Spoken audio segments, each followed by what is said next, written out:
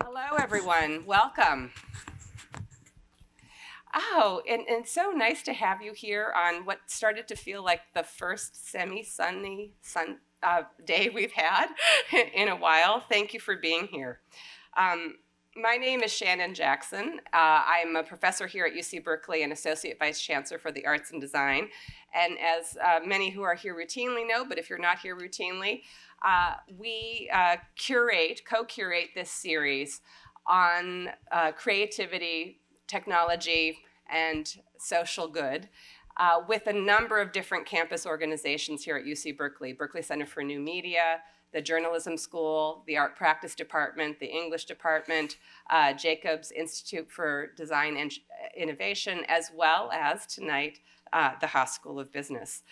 Part of what we've done when we've curated this and also taken different ideas for the key ideas and people that compel the Berkeley faculty to populate this lecture series, we started to try to alight on central themes that unify, albeit gently, a shared pursuit. And this year we alighted on the theme of fact and fiction, thinking about that as expansively as one might, both what it means artistically, what it means politically, to think about this currently fraught dialectic between fact and fiction, but also to think about how the so-called fictional world of the arts and culture actually constitute so-called reality, and or how the world of the imagination might engage with the so-called pragmatism of everyday life. We're going to get to continue that theme in new form today, thinking about a theme of creative confidence, and especially thinking about the relationship between creative confidence and leadership, innovation, and the cultural imagination. I do want to thank UC Berkeley's Haas School of Business, as well as Jacobs Institute for Design, for co-promoting this event with us at the Office of Arts Plus Design. Always happy to be here at BAM PFA, and also to welcome those students who were able to join us for our Creative Career Fair just before this. So Tom Kelley, as many of you know, is a partner at IDEO, one of the world's foremost design and consulting firms, and serves as chairman of the Tokyo-based venture capital firm D4V.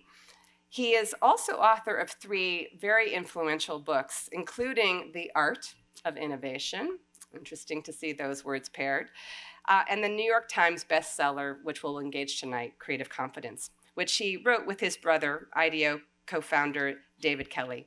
Tom Kelley has addressed business audiences, industry audiences in more than 30 countries on how to place creativity and human-centered design to renew their culture and transform their performance, their work in the world. Outside of IDEO, he was named the first ever executive fellow at Berkeley. Yay! Back at Haas, back in 2007, and now holds a similar role at the University of Tokyo. Good for you. That's a wonderful lineup, and it's wonderful to be able to welcome him with the person who also helped to engineer so many of the different ways that Tom has engaged with UC Berkeley, Rich Lyons, former dean of the Haas School of Business from 2008 to 2018. Prior to being dean, he served as chief learning officer at Goldman Sachs in New York, and a position that he held until 2006. As chief learning officer, Rich was responsible for leadership development among the firm's managing directors, and prior to that, Rich served as acting dean.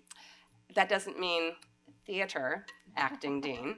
As acting dean of the Haas School from 2004 to 2005, and as executive dean and Sylvan Coleman Professor of Finance from 2005 to 2006.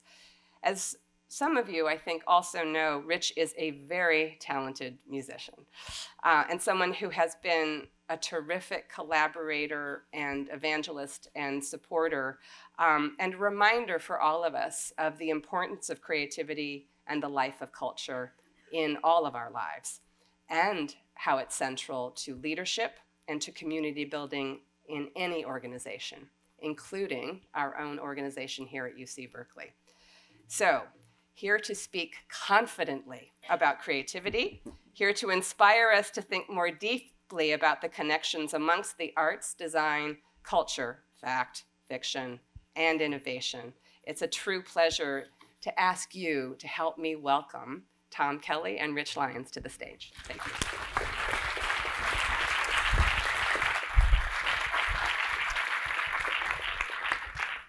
Thank you. Well, I'll kick off. I'm sitting next to one of my absolute favorite people, an alum of our university and somebody who just, he's got his fingers in so many exciting things. It's a thrill for me to be sitting next to you. Thank you, Tom, for being here tonight. And thanks to Shannon for all your leadership in the arts and design area across all of Berkeley. So maybe we'll start off, because your current job is just such an exciting role when you think about the melding of what goes on in the real world with creativity, honest to goodness, great fun creativity.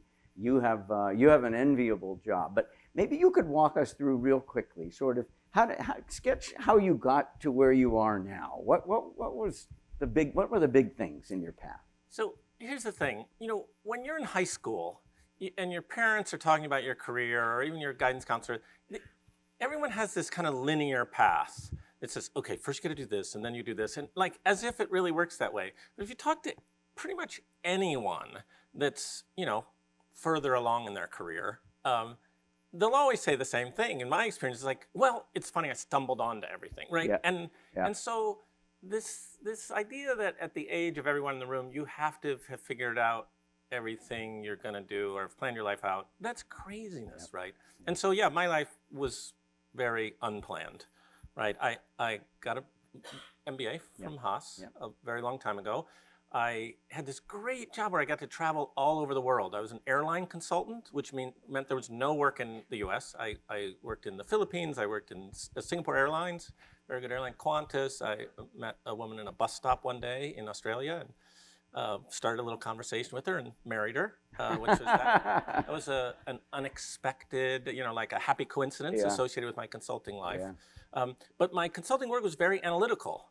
And then I had an apartment on the beach in Sydney, on Bondi Beach, most famous beach in Australia. And I got a call from my brother, David, who's the founder of IDEO, and said, hey, Tom, how'd you like to come join me? I think I need a business person. And by the way, he meant a finance person. I said, no, not everybody with an MBA knows about that kind of stuff.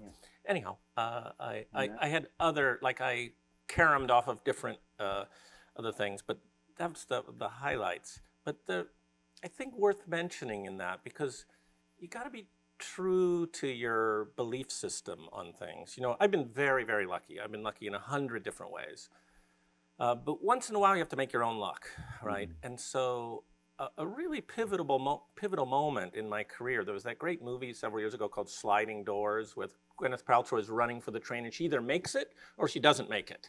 And they show you both realities, and they diverge, right? And I had a moment like that. I'd been working at IDEO for about a year. So it was maybe 6 years out of Berkeley, working at IDEO for a year. And my old boss, very charismatic, really induced loyalty among people who work for him and things like that, called me up. There was no email at the time. Called me on the phone at IDEO and said, hey, Tom, how much you making at that little design firm you work for? And let me just say, in the creative arts, we don't join the creative arts for the money, right? Like there are architects and there are artists who sell their paintings for $8 million each, but I don't think that's in the heart dollar trade-off. I definitely picked design for the heart part. Anyhow, because he was my boss and I had all this loyalty to him and he was so charismatic, I told him a number. I told him the truth about what I was making, and he offered to triple it if I would come back and help him out. He was in a bind over something if I would come back and rejoin the firm. And so I'm pretty sure this scales up to whatever your current compensation. If somebody offers you triple, whether you're making $4,000 a year, which is what I made my first year in San Francisco, or you're making $400,000 a year, or I have a friend who I think makes $100 million a year, which is just wrong, let me say. But whatever number you take, if you triple it, it always sounds pretty good. Yeah. And so I think career-wise, the hardest decision I ever made in my life. And I turned it down. Yeah. And it took me a good 5 years to be sure that I'd made the thing. So sometimes the story of your career path is not just the things you took, but the things you didn't take along the way.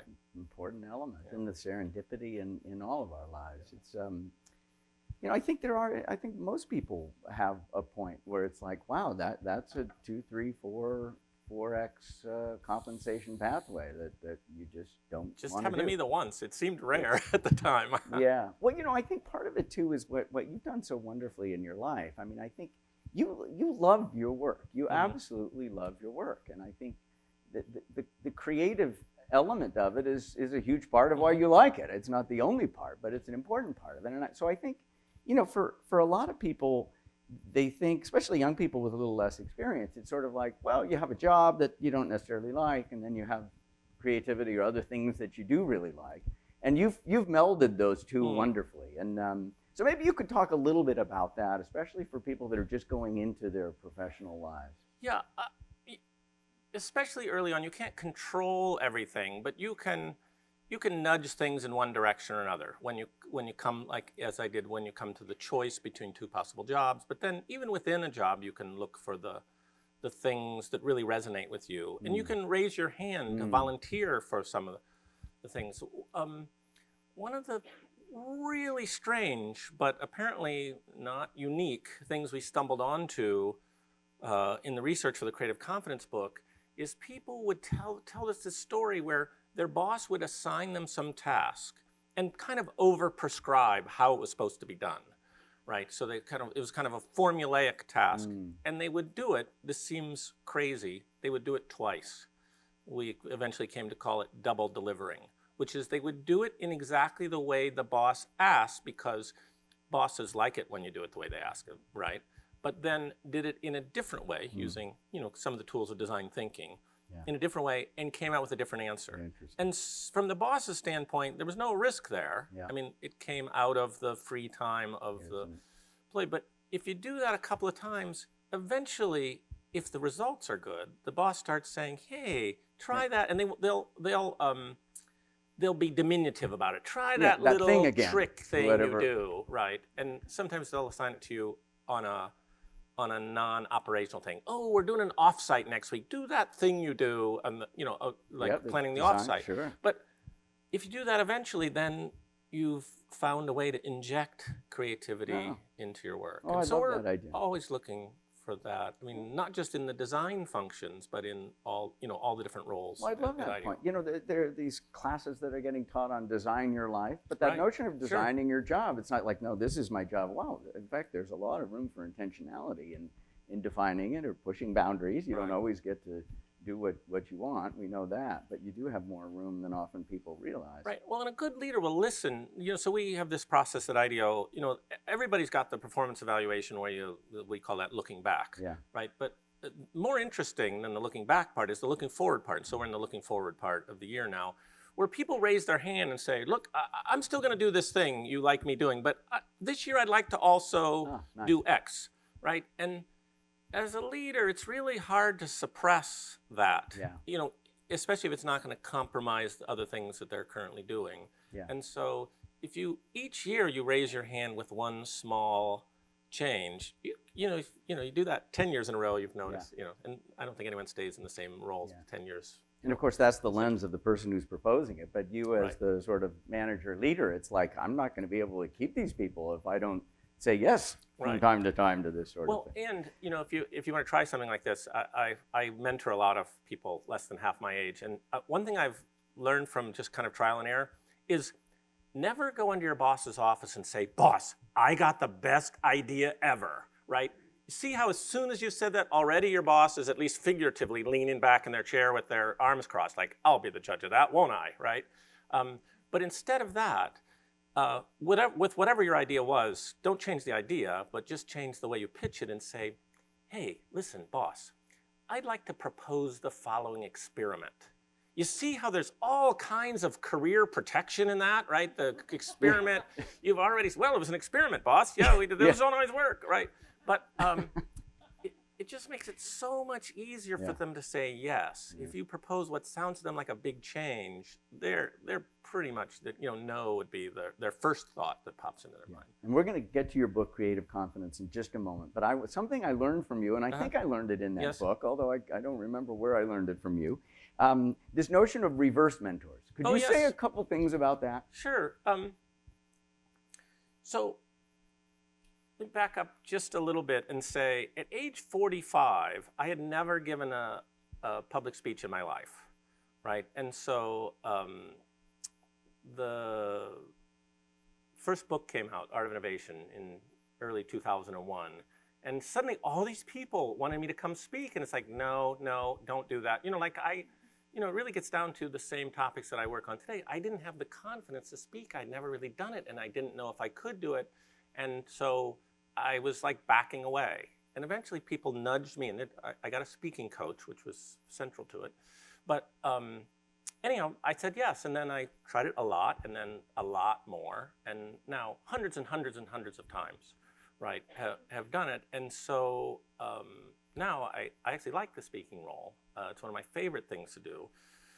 But all that way of background in order to say, spoken to more than 500 business audiences, more people have written to me, have emailed me about this reverse mentoring idea than anything I have ever spoken about, right? And so reverse mentor, it's kind of self-descriptive, but I'll tell you a little more to it. So if you think about it, since humanity began, there have been mentors, right? The old guilds, the apprentice model, the master and the apprentice, that's how people learned in the early human race. They observed and learned from others around them.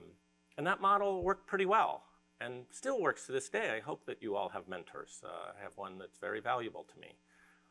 But here in the 21st century, maybe for the first time in the history of humanity, I don't know, we suddenly need reverse mentors. We need, if you're me, you need somebody 20 years younger than you, but even somebody 5 or 10 years out of school will start to feel that they're falling behind on some topics. And by the way, I didn't make up this topic. The person who was the most eloquent argument for it, I thought, was A.G. Lafley, who was former head of Procter & Gamble. Yeah. And he, AG one day called his whole senior management team in. There's 40 people he used to bring to IDEO once a year. And he said, okay, by show of hands, who here feels like they're up to speed on biotechnology, right? And 40 people, no hands go up, right? And he says, anybody else think that's a problem? I think that biotechnology might be important, might be critical to the future of our company. And we just said that the management team is clueless on this. So I want you to go out in the next 30 days, get yourself a reverse mentor on the topic of biotech. He said, I would strongly prefer it's somebody within P&G, but it's not a requirement. And he said, and I'm going to do it too, right? And so over the course of the next 30 days, his whole team got smarter on the topic. And he said, by the way, the reason that none of you raised your hand is they didn't teach biotech when you were in school, right? You want to find somebody who was in school when they were teaching it and took those courses, right? And so it is with the regular reverse mentors, right? There are many topics. Well, let me go further than that. I believe that every executive in America, and yeah, probably the world, over 40 has free-floating anxiety about some topic that they know they're falling behind on, right? But in many organizations, they can't admit any form of weakness, right? And so they can't tell you, and them hiding their weakness is actually bad because it starts to create all kind of dysfunctionality, right?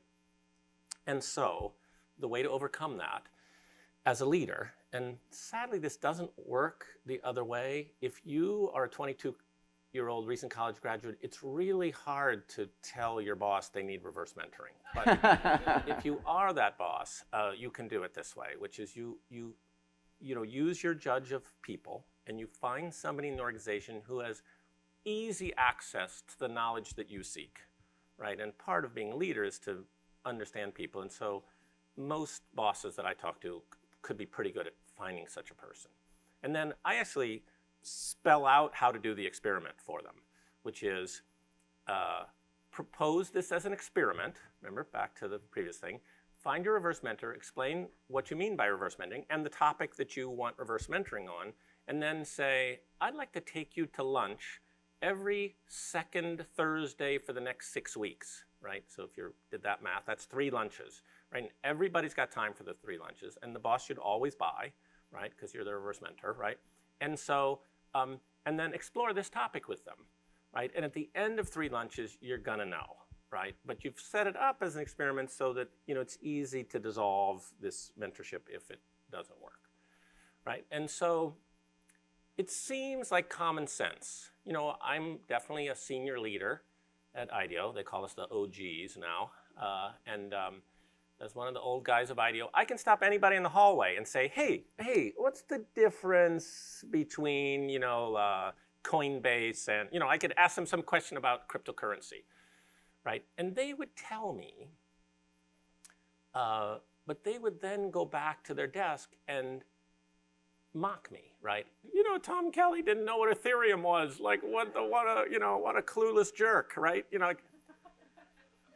But in the context of a reverse mentor, that's on them, right? Like if they're my reverse mentor on cryptocurrency, not one that I'm looking for right now, but anyhow, if they are my reverse mentor and I don't know the most popular cryptocurrencies and what the difference is and things like that, that's their fault, not mine.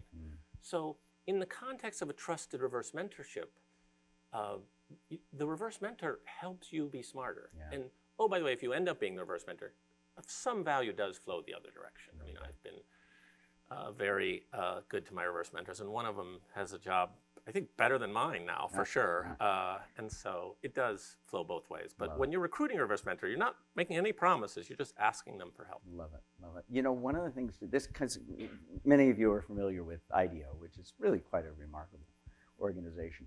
But let me just paint a picture of what I think has happened so that people can kind of understand, well, what does IDEO do? What kind of company or client comes to IDEO and says, can you help us with this, right? And as I understand it, because I think you do have quite a business line in this area, a new company might come to them and say, we've got this blockchain thing going on or this cryptocurrency thing going on, but we're not quite sure what the right business model is. That is to say, we're not sure how we can do what we do and generate revenues and make this all work. Can you help us think about this, right?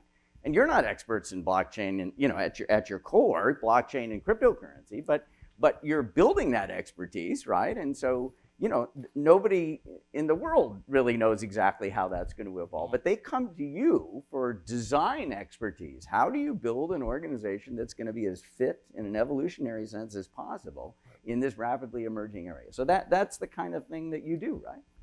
Yes. So we're not saying that we have all the answers. You just accidentally picked one where we actually have some deep knowledge in blockchain. Didn't mean to take away. We've raised a venture fund that is exclusively on blockchain topics. We have this thing called CoLab, which is a little bit like the MIT Media Lab model, where member companies come together and we do this amazing research and they get access to it all. But it's almost always tied to blockchain. Mm-hmm. But our promise is not that we have deep expertise in an area. Our promise is that we have technical expertise. Yes, right? Yes, we have deep process expertise, but our promise is that we know a way to, even if we're new to the industry, we have a way to uncover discoveries that then enable success. And these are like using design methods? Using design thinking. And so it's not, it's not really design anymore. I mean, there is some design in it, but it's not, when I joined IDEO, it was always a physical object. We worked directly with Steve Jobs on 40 projects for Apple. One of the most famous ones, we did the first mouse when Apple was pre-IPO. So Apple was really a startup coming. But now it's anything. We designed a new school system for the country of Peru. And our Peruvian kids have double and triple the test scores of their cohorts in other schools. And we're working with women in Africa on reproductive rights and things like that. Just everything. A really fun recent thing, one of the things we do is have a startup in residence. And so we did a startup in residence in our Cambridge, Massachusetts office. This wonderful guy, TJ Parker, did a startup where he was noticing, and this is all of our work is based on this. You notice some human need not yet solved or not yet solved well enough, right? And he was noticing that, this thing that older people do, which is they go to the pharmacy and they get a bunch of bottles of medicine and then they put them into that thing called a pill sorter, Monday, Tuesday, Wednesday, Thursday, right? Ask yourself, when was the last innovation in the pill sorter world, right? Like 60 years ago, they went from the metal pill sorter to the plastic pill sorter, that's it. And so you look at anything that hasn't been evolved in 50 years, it's ripe for innovation, right? So he watches that, and if you look at a photograph of an elderly person doing the pill sorting, 99.9% of the people looking at that photo would say, yeah, so what, right? But if you question status quo, one of Rich's defining principles, you look at that and say, I can do better, can't I? Right? And so this guy, TJ Parker, looked at that and said, yeah, I can do better than that. And he created a company, some of you have heard of, called PillPack, where instead of you going to the store and getting the 16 medicines, my dad takes 16 meds a day. He's 95, so whatever. But is 16 the right number? I don't know. That's scary to me, but that's what he does. 16 bottles, 16, pills into each day, 7 days a week. Crazy, right? TJ, instead of that, just sends you a roll of these pills, all in little packs with the date and the time, and it's like 8 a.m. on Monday morning. I'm pretty sure I take what's ever in this packet. I don't have to worry about it. I don't have to think about what to take when. It tells me. Wonderfully simple, right? And I was sitting next to TJ last year, and I said, TJ, I love your service. It was incubated inside of IDEO, Startup in Residence. I said, I love your service. It's so wonderfully simple. And TJ gets this funny kind of, I don't know, Cheshire cat grin on his face or something. And he says, yeah, Tom, it is simple, but let me just tell you, he says, we wrestled with a lot of complexity to deliver that simplicity. And I thought, that's what IDEO aspires to do every single time, right? Because everybody's got complicated lives. You simplify it, right? They'll thank you, right? And so PillPack's currently my favorite story. I've told that story overseas a lot. And overseas for sure. Like, okay, quick show of hands. Who here's heard of PillPack before? So kind of a lot of you in the US market, right? And some of you know how this story ends. But overseas, nobody's heard of PillPack, right? And then they say, well, where did it start? New Hampshire? And they say, that's a city or a state? Nobody's heard of New Hampshire either, right? And so they're all thinking, like, what a cute little story, right? But I let them think cute little story for a while. And some of you in the audience know it's not such a cute little story. TJ sold PillPack to Amazon last year for $1 billion, right? And so if you think of the math of that, so TJ's rich, right?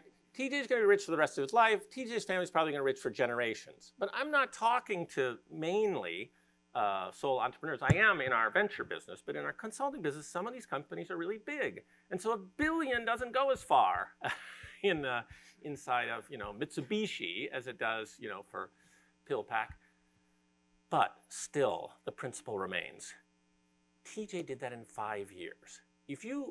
What's the biggest company on earth?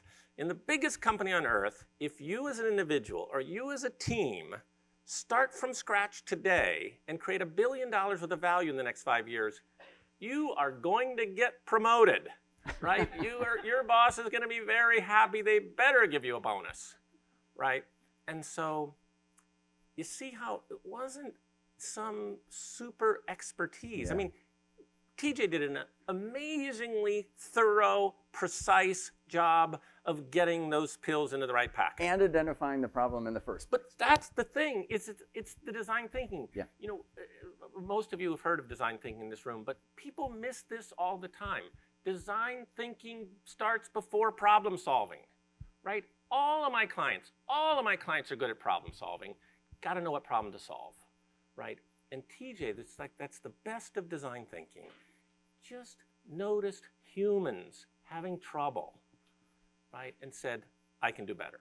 Love it. Right? And so that thing of before design, and so that's the essence of the IDEO approach is we uncover a human need, we apply our creativity and lots of prototyping and ideation and synthesis to solve the need. It's not that part of the work is trivial, but in the process of focusing on humans, we seem to be pretty consistently able to come through with some sort of breakthrough or some sort of innovation. And that's just it's a deeply creative act, you know, framing, reframing, and thinking about what people need. And yeah, I mean, you're really just trying to look at the world in a slightly different way than other people are looking at it. I love it. So, hey, so turning to creative confidence, you mentioned kind of senior people, you mentioned Laughley, kind of the fear of not knowing and not wanting to let people know you don't know. And then in creative confidence, you also, I think one of your chapters is called From Fear to Courage. And, yes. And you make the point in the book and elsewhere that, you know, many of us are kind of socialized away from creativity or told we're not creative, and that happens very early in our lives. So could you talk a little bit more about that kind of from fear to courage in the creative confidence domain? yeah, this is going to sound overly simple, I'm afraid, but the big path from fear to courage is trying it, right? So I told you the story of speaking, right? I was really scared. Some people never lose their fear of public speaking, right? Then I got approached by a speakers bureau, and they wanted to line up gigs for me. And it's like, wait. There's a really important step we've skipped here, I think. You've never heard me speak. Doesn't that give you pause? And they said, well, you'll practice, won't you? Right? And they said, so we're prepared to give you a few gigs, and if you're bad, you'll get a speaking coach, won't you? Right? And I got a speaking coach, so does that mean I was bad? I don't know. Yeah. And so I was really scared. The first gig, it was some ad agency called Euro RSCG. There were people from 52 countries represented in the audience, and I was like panicked, right? But I did it, and then I did it again and again and again and again, right? And then eventually you get numb to that fear, and then you get to a point where it actually gets to be fun. Yeah. In fact, there's academic research on this. There's this when you're doing something in front of a large audience, there are two countervailing forces. One is called the social inhibition effect, which is if you're not confident about what you're doing, everybody's watching and things can go wrong. This is why demos go badly so often. You've got somebody who's trying to demonstrate some new thing and they've never even seen it work, or they've only seen it work once or twice, and there's 100 people watching, and a lot of demos fail, let me just say, in my experience, right? And that's social inhibition effect, because they're like hands are shaking, or they're like, they're not being natural, or whatever. But there's this count, and that, by the way, is almost universal. Almost universal. But there's this other thing, which is called the social facilitation effect, which is that if you gain confidence, if you believe in your heart of hearts that you have capacity to do the thing you're doing well, you can actually do your very best. You know how Olympic athletes very, very often do their very best performance at the Olympics with 1 billion people watching, right? It's because like, hey, I got this. I'm good at this. I can do this, right? And so that's a big part of the confidence thing. It helps a lot to have the right kind of leader or the right kind of peers that say, hey, that wasn't quite right, let's do this again. as opposed to like, oh, you're so bad at that, why are you, like, I think a really important part about nurturing your own creativity is to find the community that tends to support you. And it really gets down to, and this is really hard, it gets down to the right friends that support it too, right? If you're trying to branch out in some creative direction and it's threatening to certain ones of your friends who just want you to be the old Rich that you've always been, I actually believe in some cases you have to spend a little less time with that friend and a little more with the friend who says, yeah, go for it, right? And so, recognize when it's happening. It could be just a look or a half comment or so this is the good news of having online communities, by the way. It's like if you grew up as I did in a very small town, first of all, everyone knows everything about your history. If you did something stupid in the 2nd grade, everyone in your high school class still remembers that, right? And doesn't want to let you forget it and things like that. And so if you're in a small town in which no one believes in your new ability because they've known you since you were 5 years old, and it's like, no, you're not a painter. I've never seen you paint, right? Or whatever it is, play the guitar. Rich, by the way, I don't know if everybody knows this, is like really amazing on the guitar. Sorry, the slight divergence, but so the first time this comes up, it's there's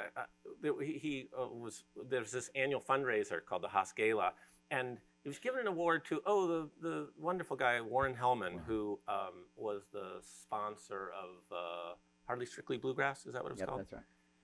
And Warren was very musical. And Rich tells me he's gonna sing the award. He's gonna sing a song to Warren Hellman, and as part of giving the award. And so imagine that, this is somebody who's like your boss and is the head of a business school, and you've never seen him in this context. And so shame on me, but I said to Rich, like, are you sure? Are you sure you want to do that? Like, are you sure? And first of all, it was amazing. No, it was unbelievable, and allowed me to see Rich in a new way, by the way, saying it was a Bob Dylan song, but with new words. And it was really, revelatory. It was really amazing. But you see my reaction, even when I try to practice the creativity stuff, I'm thinking, career risk there for you, Rich. Like, but what I said to him, I don't expect you to remember this, but what I said to him at the end of this, because it was really just like, oh my God, he's doing it. It was really charming, and the words were great, and whatever. And afterwards, I went up to Rich and said, I don't think we're going to see the dean of the Harvard Business School trying this anytime soon, right? But anyhow, but if you're Rich in that era, you want to surround yourself with less people like me saying, really? Like, are you sure? And more with people saying, like, you go for it, Rich. You try it, right? And so even in a small town in the modern world, you do have that chance to find your community. You can find your community online if you can't find it in your neighborhood, in your small town. And so the kind of fixed versus growth mindset, I mean, huge. This is linking. Huge. So as some of you may know, there's this amazing woman, Carol Dweck. She's at a unnamed red and white school down on the peninsula. And she wrote a great book called Mindset. And it's really, I mean, it kind of opens your mind to this, that the two mindsets are, in a fixed mindset, you believe that you have a certain capacity, right? And that you never want to take on a task that reveals the edge of your ability, because you think your ability is absolutely fixed, and you don't want to suffer the embarrassment of people seeing you bump into that. In her book, she tells the story of a group of students in Asia going into a program in Hong Kong that is taught exclusively in English. And they identify, because they take a test beforehand, they identify which kids have trouble with their English. And then using some method only known to Carol, they identify who's got the fixed and the growth mindsets. And so they reach out to all these students and say, hey, you're starting this program, it's all in English. If you'd like, here's a program you can take for 3 weeks before the classes start that will help you with your English. And the growth mindset kids are like, yeah, bring it on, I need that. And the fixed ones turned it down because they think their English is never going to get better and they don't want to reveal that they're bad at English, right? And so the fixed mindset is always in this protective mode, like must not reveal my limitations. Whereas the growth mindset just says, through effort, I can always expand. I can get smarter, I can get better. The path to that is effort, whereas the fixed one doesn't even want to show them putting in the effort because they think that if you're really good, you don't have to try, you don't have to practice. And interviewing Carol caused me to speak to my own kids differently. She taught me, don't ever say to your kids, oh, I'm so proud of you, you're so smart, right? Because that fuels this thing of like, I'm smart, and they're thinking, well, I'm not actually that smart, I just don't want to reveal to people, what the limits of my smartness are. Whereas if you instead, you say, I'm so proud of you, you put in so much effort to achieve that success. That fuels the growth mindset and says, however good you are now, you can get better. Yeah. And of course, that's a fluid thing, right? Just as you suggest. I mean, I think, so Jen and I have kids that are, teenagers. But I think it's true of all of us. When I think back on myself, it's sort of like, I was terrible at receiving feedback when I was a teenager, right? You get feedback, it's like, you're just defensive. People are geared that way, right? And then as you move through your career, it's sort of like, I heard from one person that he said, there's one appropriate response to constructive feedback. Thank you. Yes. Somebody just did you a favor. But that's not the way you code it when you're in your teens, and it's not the way. So just to conclude, it's the degree to which you can receive feedback and kind of grow from it rather than be defensive is a huge part of evolving faster.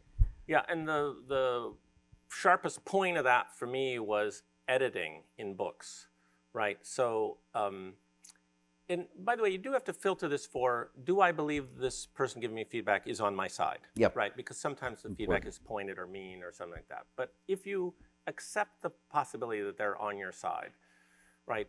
I sent off my book. My editor is very old school. We worked with a written manuscript. I send him a written manuscript to New York. He gets out a green pencil and writes on it. And then somebody else in New York has a blue pencil and somebody else has a red pencil. And so it comes back to me, and every square inch of every page is written on when it comes back to me, right?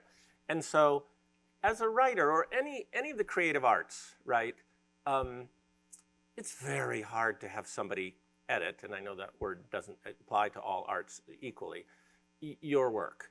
But I went through a transition and I realized, oh my God, what an incredible thing. My editor, who by the way has seen 1,000 books, this is my first book, he's seen 1,000 books.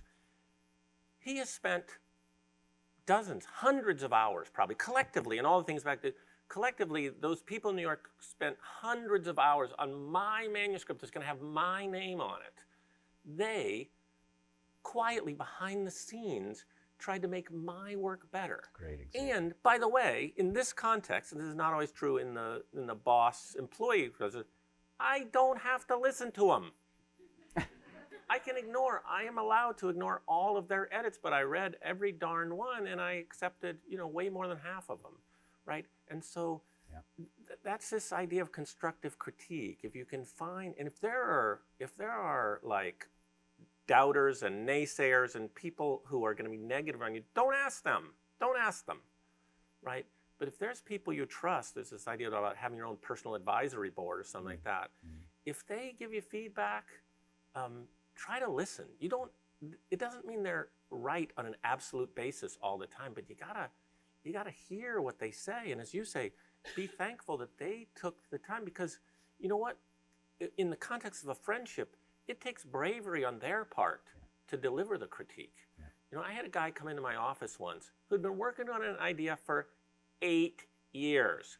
He showed me an idea that he wanted to push out in the world. He'd been working on 8 years, and as near as I can tell, it was worthless. It was worthless, but he was a friend of a friend, and like I didn't know him, right? And I wasn't sure I was ever going to see him again in my life. And he said, "What do you think?" I wasn't brave enough to tell him what I actually thought. If he'd have been my best friend, I owed it to him, right? To tell him that. And so when people give you feedback, people who, have nothing but your interests at heart, when they give you feedback or editing or, suggestions, stuff like that, you got to at least acknowledge that it was effort on their part to do that. Yeah. And so, I flipped 180 degrees on the editing thing. It's like, his Please, name is Roger. bring it. Roger, can you do that magical Bring editing it on. thing again? And he did totally by coincidence. I worked with the same editor on all 3 books. Yeah, I love it. Hey, I want to open it up to the audience, and I can repeat questions. I'm not sure that we have a microphone we can put around, but I'm sure you have wonderful questions for Tom, or if you do, please let us know. We do have a microphone, or if nobody has one right now, we can wait a moment. Do we have one here? Somebody, Yeah. Did you have a question? Question? No, you were just waving. Just waving. If the guy Oh, was there's a like- question. Very good. Okay. Thank you. Hi, thank you. So it's wonderful to have this event and wonderful to have you touch on so many topics already. Tom, I'm so glad that you brought up Rich's musicianship. And just for this audience and for the continuity of the series, we talk a lot about different kinds of creative forms. And I wonder if you could think about the connection and disconnection between forms of creativity that you were discussing at IDEO around process and around the design thinking around, say, a firm or an industry or gathering, and the kind of creativity that you see Rich displaying when he's playing his guitar and singing. And what's the relationship between those forms of creativity, and what's the difference? Yeah. So I'm walking around the world thinking that everybody's got their form of creativity, and it's just that everybody's slightly different in their, the types of creativity they have. And so we have this thing at IDEO, we borrowed it from a sister firm called SY Partners, this thing about what's your superpower. And you go through this deck of cards. It's actually kind of fun. And then you can pretty quickly get to what is your superpower and what is the person next to your superpower and stuff like that. And I think it's that way with creativity. We had this young woman in our San Francisco office, and I didn't really know her. Her name is Jill, and I didn't really know Jill very well, but I knew who she was. But I give a talk one day in a symphony hall in Los Angeles, and this woman comes up to me afterwards, and she says, "Do you know my daughter Jill?" And I said to her, I knew who she was, and I knew she was in San Francisco, but she says, "My daughter is glowing right now. She is so happy to IDEO." And I thought, okay, note to self, must talk to Jill. Like, why is Jill glowing, right? And so, I was in the middle of thinking about the book at the time, and so I'm especially interested in glowing stories. And so then I'm following Jill's story a little bit, and Jill, always creative, I'm sure, but one of the times I ran into her, she was taking a cake decorating class, right? And the cake was beautiful, but she's thinking, like, oh no, I'm not creative. I'm just following instructions here in the class, right? And so that is the Venn diagram in many, many people's heads, right? That there's this universe. There's the 7 billion people on Earth. That's the rectangle in the Venn diagram, right? And there's this little tiny extra special group of creative people, right? And Jill, by the way, came to us from an ad agency. Anybody here ever worked in an ad agency? Yeah, so as you know, or as many of you know, in an ad agency, there's a department, and it's called, the name varies, but it's often called the creatives, right? And so she came to us from an ad agency, but she wasn't in the creatives department. So in the Venn diagram, everyone knows where that places you. That's in the not creatives, right? So like lots of people walk around, not creative, not creative, not creative, right? And then a really fun thing happens, right? Kind of independent of her IDEO life. She starts playing around with Pinterest. I assume you've all seen Pinterest at this point. I sometimes speak to audiences, places in the world where they're not familiar with it. That would be mainly male audiences, not familiar, by the way. But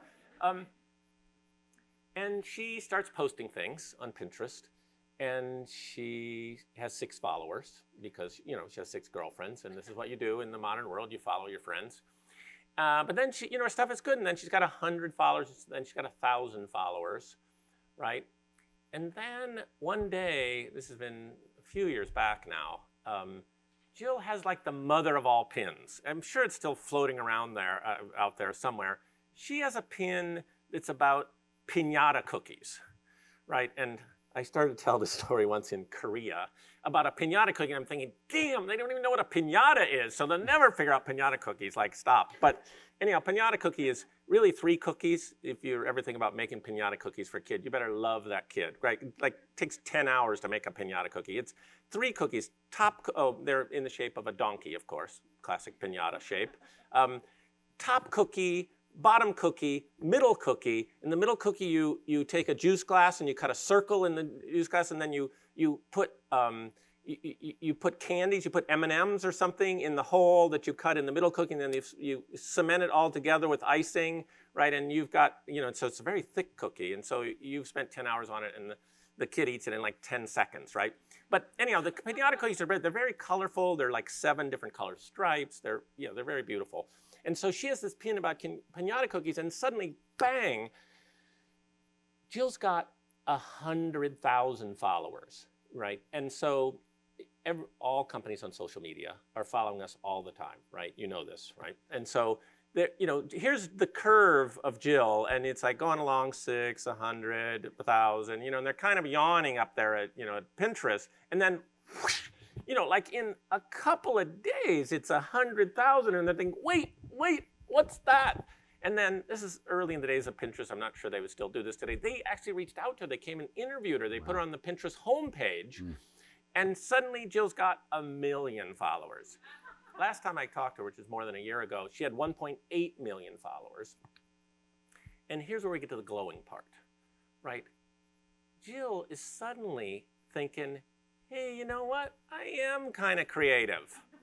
Right? It's not that other way. I don't do anything with, you know, oil paints, right? I don't actually make up the design of beautiful cakes. That's just a class that I take.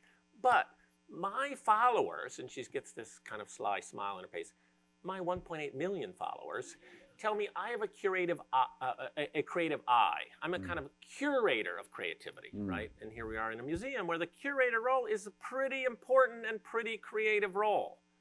Right? And so suddenly Jill feels differently about herself, right? What she's really done is she took that little tiny circle of the extra special creative people, she stretched the circle a little bit by stretching the definition of creativity, and in doing so, she's able to step inside the circle instead of being outside the circle. And suddenly, when you're inside the circles, then it's like, bring it on. You've got a tough project, you've got a creative challenge, I can do that. I'm creative. And do you feel like her experience at IDEO is part of what opened her up to this? I would love to hope that. Yeah. I don't know. I mean, fun stuff does happen around IDEO, and we're certainly you're around people that are experimenting. We're certainly not in like auditing people's internet usage at work or any of that kind of stuff. But I'd like to think that we at least created the greenhouse in which such creative ideas could flourish. Yeah. But anyways, I love. It's a great story. It's a super question. I think that point, the notion of the dimensionality of creativity, right? It's just, you know, creative, non-creative. It's sort of like, oh my gosh. I mean, even in music, you realize there are 30 ways, whatever the number, one could develop a style playing guitar, and you realize pretty early on, that one's not working for me, but this one over here. And then you listen to other people and you realize, hey, this is actually really working relative to some other people, right? And so you pursue that style, and it sometimes gets pretty rarefied. But then you play with somebody who's really good and they say, whoa, that right hand, what are you doing there? It's like, now you realize this is a path that's getting fresh, and you go for fresh. Right, we were just in the green room talking about improv. Rich, who's very, very accomplished guitarist, has been doing more improv. And, you know, it uses a different part of your brain. There's the fMRI studies done by Frederick Lim, I think his name is, who creates this musical instrument with no metal in it so that you can use it inside the MRI machine, and gets people to play pieces they know well, and then play pieces, do improv, and different centers of the brain are active, right? And so kind of finding your creativity. And that's a case where, by the way, it helps to do the practice at the, at the rehearsed pieces. That gives you the skill set, the knowledge of the strings, the ability to then jump off from that into the improv. Yeah, love it, love it. Other questions, other thoughts? There's one here, and then we'll take this one here. This one first, and then you. Yeah, right there. Yeah. Mike. Thank you for your talk and your book. It's my go-to bar mitzvah gift. Thank you, I think. You talked about, business and some of the young people coming out of college. I'm curious, what would your advice be to K-12 educators who are guiding the leaders for tomorrow? Well, this is one of the most important things we do. So we have a whole team. We have 40 people in San Francisco in a group called D4L, Design for Learning, because that ultimately this is how you change the culture of a nation, and we're not just looking at the US with respect to that. We know that this system is not likely to change, that we need to check off the reading, writing, arithmetic stuff, right? But that is not what is going to prepare today's kindergartners, today's 12th graders even, for a productive role in modern society, career-wise, that's going to go through the span of their careers. They're going to need creativity to hang on to their jobs, quite honestly, because anything that is routine is going to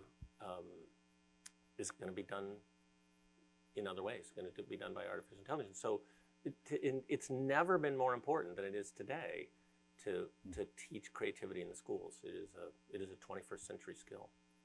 And design tools and many other sure. things And so, to do that. Yeah. if anybody's in the education market or just want to check it out, so we have a toolkit. It's called Design Thinking Toolkit for Educators.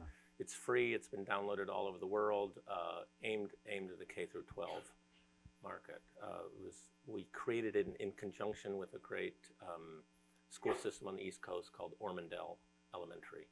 But not to promote IDEO, but if you go to the IDEO website, there's the story of this really amazing school system in Peru called Innova Schools, where we use design thinking to build the physical schools, to design the curriculum, and to design the business model, because the school it's a charter school model. And we are not self-selecting for the rich kids of Peru. It's the emerging middle class kids, and they're doing amazing stuff. Nice. So, nice. And question here. Yeah. Thank you so much. This is so interesting on many levels. So I'm a practicing artist and I teach artists, and I'm trying to create a job market for artists. And I work with visual artists, writers, and musicians to put on events and that kind of thing. And my question is, I'm really fascinated by design thinking and problem solving, social impact through this new approach to our tools that we have, because we've just developed all these new tools and new ways of building community, as you mentioned. And so I'm curious how, at IDEO in particular, the arts might support the work that you do. Is there a way, some of what I understand as design thinking is discovering the problem and then going at it through your creative process. And I think the arts thinking side of thing happens a different way, which is what you were saying, the sustained practice, the going in deep and then opening up different pathways in the brain. One of my favorite facts about that is that Nobel Prize winning scientists are 2.8 times more likely to have a sustained art or music practice.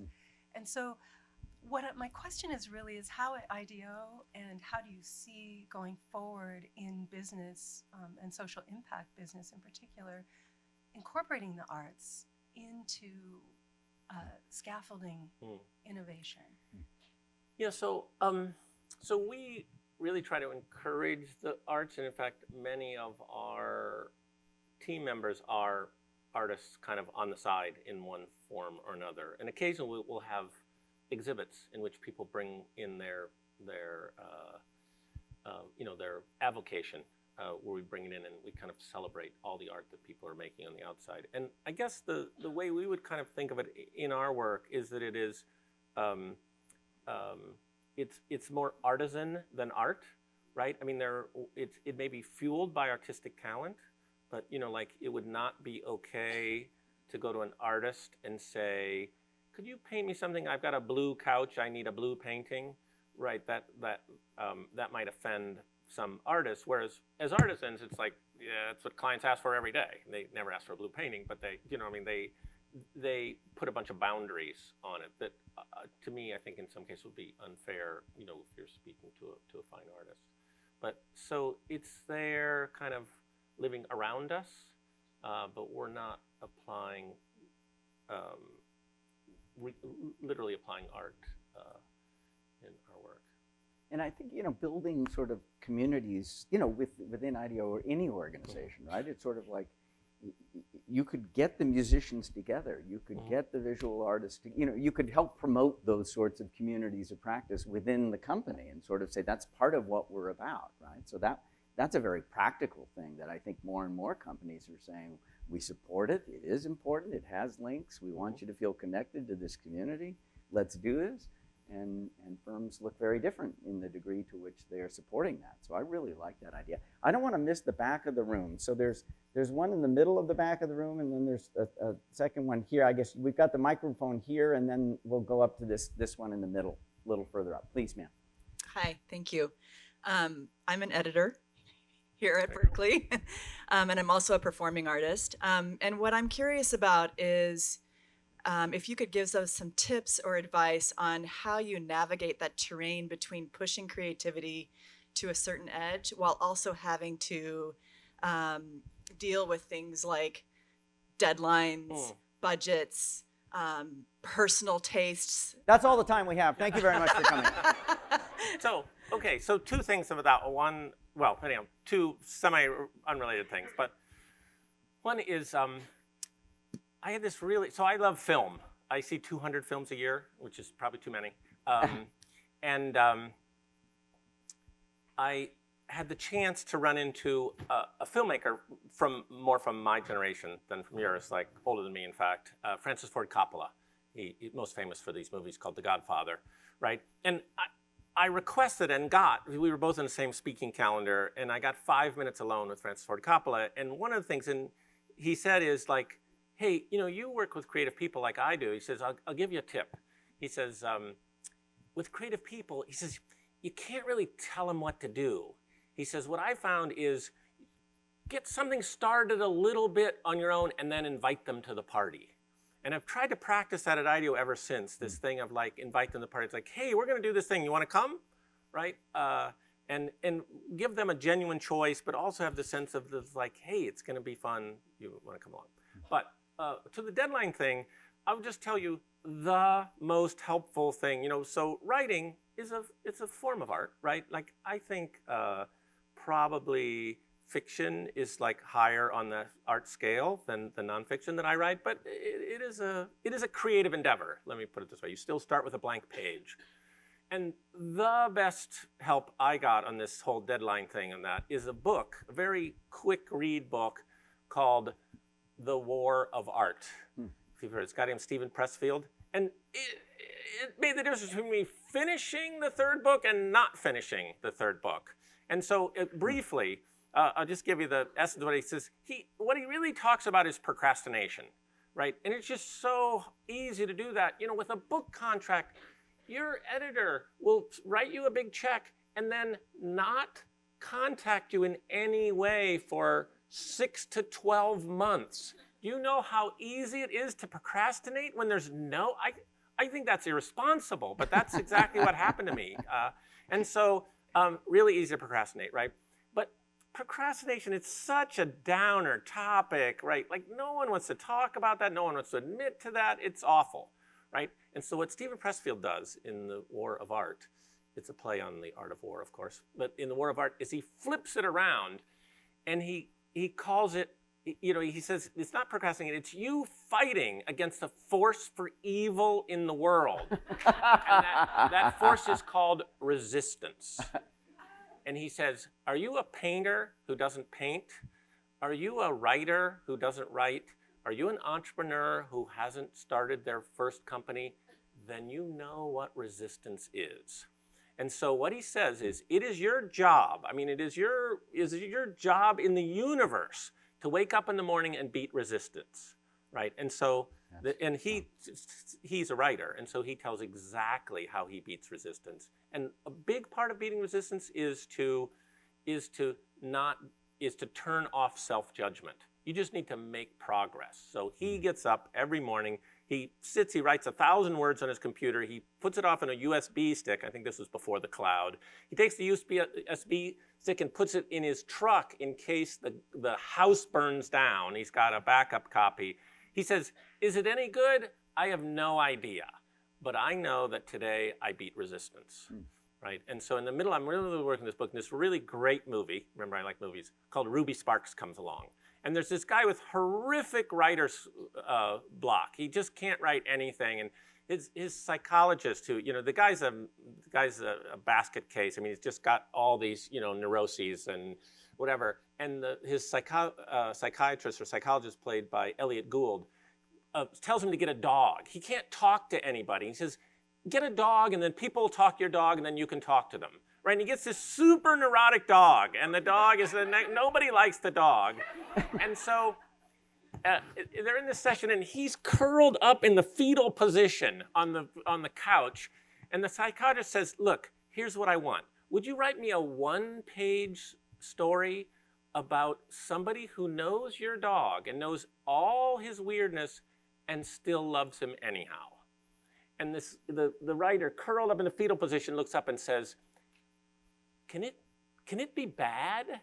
and the psychologist says, I want it to be very, very bad, right? So the ask is, write one page. It doesn't have to be good. And he sits down and writes, the most amazing thing he's ever written in his life. The character comes to life and things like that. But I think the it can be bad part is a big part of beating resistance today. Yeah. And so if you're in the creative, you work in a creative field, get that book. You can read the book in like an hour. And honestly, it made the difference between success and failure for me in a creative project in my life. So worth the price of admission to buy that book. Super concrete. Do we have time for 2 more questions, Shannon? Is that okay? Okay. So there was one question right in the middle up at the top, and we'll make this one here, sir, the last question. But there was one up here with the mic. He's got Thank a mic. Is this on? Yeah. Yes. There you go. So you and obviously IDEO have kind of pushed the ball forward with innovation and kind of like coined that term almost, and finding these unique solutions to complex problems. And so in today's world where we're facing a lot of problems with climate change and issues of, single use and things like that, I'm curious how, the toolkits you've developed, whether that's like human-centered design where you're doing ethnographic research, these kind of processes that we've come to learn in classrooms today, how do those change with adding like aspects of sustainability and really trying to make sure that that is at the heart of the project and you're doing everything you can to make something as sustainable as possible? Sure. So I'm probably not the most articulate person on this topic at IDEO, but our European offices have taken the lead on this. And the central theme of both our UK and our Munich offices is about the circular economy. And we're trying to be a thought leader on the circular economy. We're trying to draw in all kind of companies to participate in these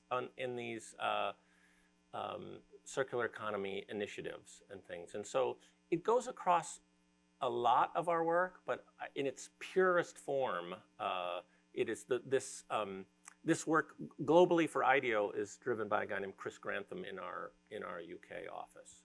And are there ways that you make sure that that mindset pervades the rest of IDEO as best you can? It's hard, but yes. I mean, the challenge of this is that we're human-centered, and sometimes you have to be earth-centered, right? And balance those two things out, right? Because human-centered, it so happens that the pill pack one is still pretty green. You don't use any of those medicine bottles anymore and things like that. But when you go for simplicity, sometimes that goes for convenience, that turns into convenience, and sometimes convenience turns into single use, right? And so then you have to back off from that and balance those things out. And so Great example. we certainly strive to do that. Great example. Last question here. I don't know if there's a microphone. Good. Thanks. And then I think we'll have to call it an evening. But please. David, thank you so much for coming to talk tonight. I'm actually on the other side. I'm an engineer with a lot of design experience. Very creative act, being an engineer. Thank you. But one of the things you addressed a really good point is how to bring up how to infuse design thinking into environment. Because I work in a big corporate office.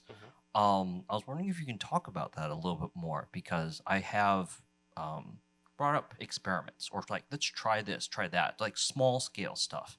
And there are sometimes it works and sometimes it doesn't. And when it doesn't work, it always comes to like, it's very, there's the German word Einstellung, a very fixedness way of thinking about it. And they don't like, oh, it's going to cost so much. It's like, there's a very high probability it's going to fail, and all the list goes on. Yes. So I was curious if that, because you've had these discussions with your consulting work, what insight could you provide? Yeah, so I want to first address the engineering thing. When I joined, we were 100% engineers. It's not like, oh, this is an alternative to engineering. Our roots are 100% engineering. I'm speaking to the audience. I Okay. feel like I'm surrounded by artists and designers right now. Oh, I see. But yes, so it's not like we think that engineering is not in and of itself creative, right? But partly, I have to find some way to chip away at that mindset. So at least early in my IDEO career, I ran into all of these, I would say, kind of narrow-minded leaders who saying like, oh, this innovation stuff is expensive. We don't have the budgets for that kind of thing. You're just fooling around. I had a Japanese client who said to me, his name was Sakakibara, and we called him Sakakibara-san, and he said, Tom, is this stuff you're doing, is this the optional fun of the business world? I said, no, not optional fun. This is important, right? But this mindset that says innovation is expensive, because people don't say it in exactly that way anymore, but they kind of sort of believe that. And it's like, wait, step back a minute. Innovation is not expensive. You know what's really expensive? Mediocrity, right? Like if we stop in any industry, and I don't know what industry you're in, but in any industry, you slow innovation down, you're about to be passed by somebody who probably has lower costs than you anyhow, right? And so just this sense of we must do this, we must move forward, right, is I think one of the steps. And then we do a lot of organizational change work. We have a whole group called D4Z, Design for Change, and a lot of it is shared experience. Like if everybody has a chance to try out the same process together, or even like read the same book together, or go to the same workshop together, something like that, it's really helpful to then introduce new vocabulary in that way. And it's like, oh, this is a sacrificial prototype. Let's do one of those sacrificial prototypes that that we talked about in the workshop, and things like that. It's very hard to do this, like as the one, voice in the wilderness. Right, so these events I do are of two types. I do the public speaking. My favorite kind, it's like 500 people from the same company, because I know we can make change in that company. There'll be enough critical mass. If only 10% of the audience is like willing to try something afterwards, they've got a bunch of compatriots in that. Whereas in the other one, the kind where they sell tickets and people come, they're the only person from their company. It's much more of an uphill battle for them. They got to go back and like, hey, I saw this cool thing. We should try it. And they're literally sometimes waving their arms trying to do this. We call this painting a picture of the future with your idea in it. And you have to have some way to bring that to life in a way that other people in the theater of their mind, they see things with the vibrancy that you saw it, right? And that's harder. That's harder. You could, if you give your boss a book to read, chance wouldn't read it, right? But some way of, I've done this trick even at IDEO, is start a book club in which everybody reads a book that you want them to read, right? So I think the timing is such that we should wrap up here. One of the things that that what you've said and written has helped me think about, when we ask, where does the dynamism come from? Where does the dynamism in our arts, where does the dynamism in these products we all use come from, with this torrid pace of evolution of life? And that root concept is creativity. And as we sort of unleash more of it in different ways, and we give it more dimensions, and we let more and more people engage and participate in it, right? That is, it doesn't all go for the positive, but it does keep the dynamism front and center. And Well, and the thing that came up earlier, is where we've entered a race, where it's us against artificial intelligences, right? And us against people who do some of our jobs at, 1/10 or 1/100th of our, what we like to get compensated. And so in an environment in which the world is changing in that direction, the way we're going to beat, let's just stick with the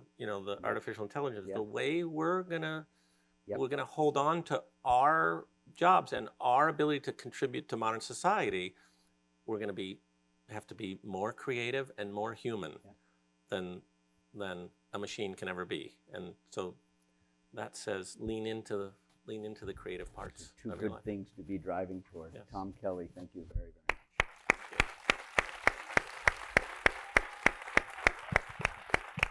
Well done. Thank you all for coming. Thank you for coming. And thanks to the Arts and Design program.